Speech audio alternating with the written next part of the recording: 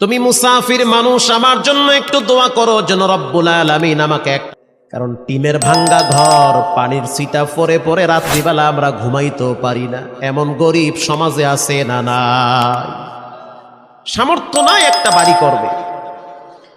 এবার বুড়ি মহিলা 2 হাত তুলে দিয়া বলতে আছে, আল্লাহ, এখনো পর্যন্ত সকালের সূর্য উঠে নাই, এখনো পর্যন্ত দোয়ার দরওয়াজা ক্লিয়ার আছে। আল্লাহু আকবার।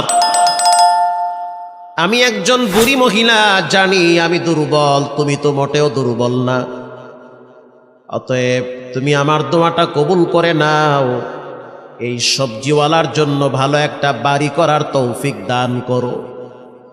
হুজুর বিশ্বাস করেন, এরপর থেকে প্রতিদিন আমার ইনকামের ভিতরে কেমনে জানি আল্লাহ পাক ডাবল বরকত বাড়ায়া দেয়।